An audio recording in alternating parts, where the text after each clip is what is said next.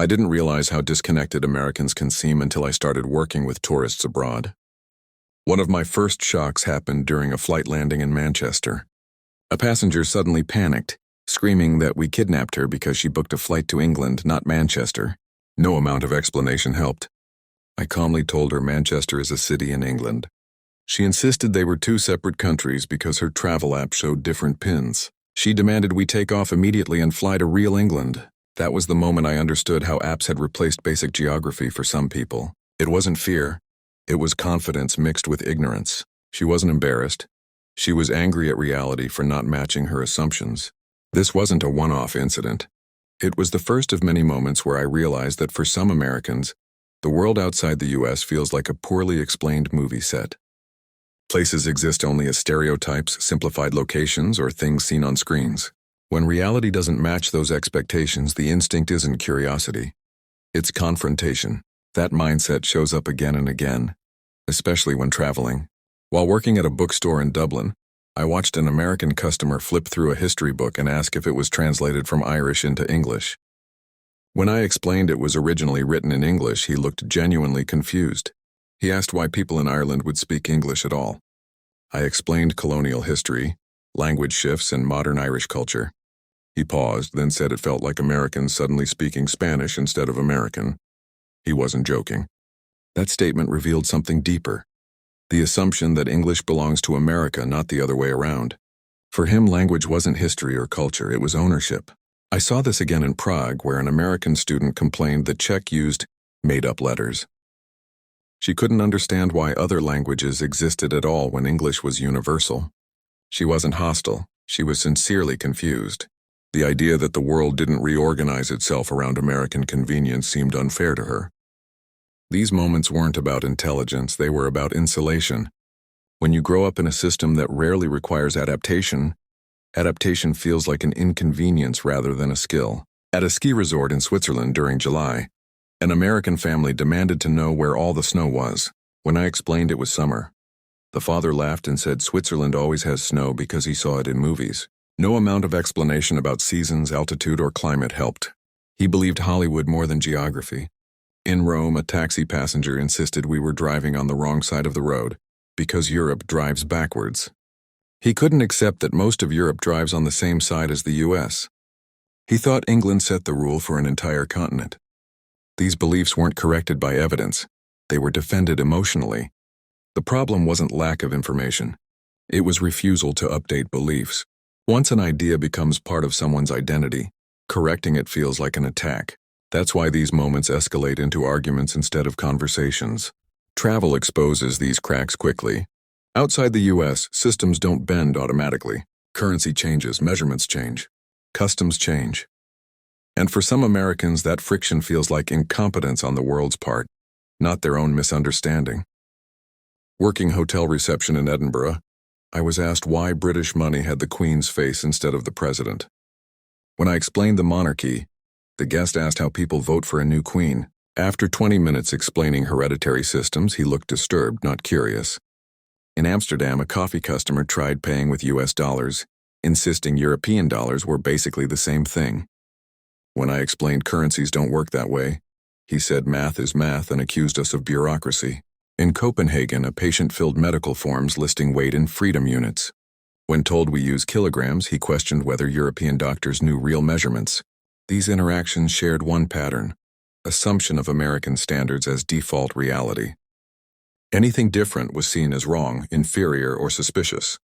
It wasn't cultural arrogance in a loud sense. It was quiet certainty that American systems were universal, and deviations needed justification. That's how entitlement often looks, not shouting, just expecting accommodation without effort. In Barcelona, a tour guide struggled with an American tourist calling everything Mexican architecture because Spanish is basically Mexican. When corrected, she waved it off and tipped in pesos. In Manchester, a rental car customer demanded a steering wheel on the left side because right-hand drive felt unsafe.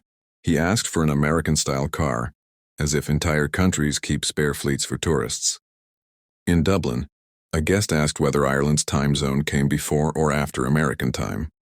Explaining time zones aren't ranked in importance took longer than expected. These moments highlight something uncomfortable.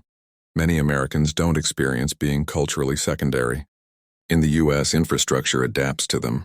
Abroad, adaptation is required from them. For some, that shift is deeply uncomfortable. It exposes how rarely they've needed to learn, adjust, or listen. Travel removes the safety net of familiarity. Without it, entitlement becomes visible. In Belgium, chocolate shop customers compared everything to Hershey's, confused by the lack of sugar. In Oxford, a student asked for original English books before America fixed the spelling. In Glasgow, a tourist complained fish and chips didn't taste like mall food courts. At the Louvre, someone asked why ancient artists didn't just take photos. These moments sound funny until you realize they come from a serious place: historical centrality. When your education frames your country as the peak of progress, everything before or outside it seems primitive. That mindset flattens history into a straight line leading to America. Other cultures become side quests. This isn't taught explicitly, it's implied. And when people finally confront history directly, it feels threatening rather than enlightening. In Brussels, a traveler tried depositing American coins at a bank, arguing money is money. In Stockholm, an ATM defaulting to Swedish offended a customer who believed English should always be first. At a train station, someone insisted American freight trains proved the U.S. invented trains entirely. He missed his train while arguing. These encounters weren't about curiosity. They were about dominance. When systems don't validate your assumptions, frustration replaces learning. That's how ignorance hardens, it becomes defensive. Every correction feels humiliating instead of helpful. In Florence, diners demanded Italian-American food and argued Olive Garden was more authentic. In Paris, a guest complained about shower temperatures because Celsius should be freezing everywhere. In Cardiff, colorful currency was mocked as fake because money should be green. In London, someone complained British English wasn't proper English, despite originating there. These contradictions reveal something powerful: confidence without context. When confidence isn't balanced by humility, it turns into ridicule. Other cultures aren't wrong, they're just unfamiliar. But unfamiliarity feels like error when curiosity is missing. In Copenhagen, a tourist tried to drive to Norway despite water between them. In Liverpool, a customer rejected identical medicine because it wasn't FDA approved. In Brussels, a traveler demanded American measurements in European guidebooks. In Rome, a diner argued Italian chefs were cooking Italian food incorrectly. These stories aren't about intelligence, they're about insulation. Many Americans are never forced to confront difference meaningfully. When they finally do, the reaction isn't curiosity. It's resistance. That's what isolation does. It creates confidence without exposure. None of this means Americans are stupid. It means the system protects them from needing to adapt. The U.S. is large, dominant, and culturally loud. That creates comfort, but comfort limits perspective. Travel exposes gaps not because Americans are uniquely ignorant, but because they're uniquely insulated. The problem isn't not knowing. It's refusing to learn when confronted. Curiosity fixes ignorance, humility fixes arrogance. And the world doesn't exist to confirm anyone's assumptions. It exists to challenge them. If travel teaches anything, it's this: the moment you stop listening, you stop understanding.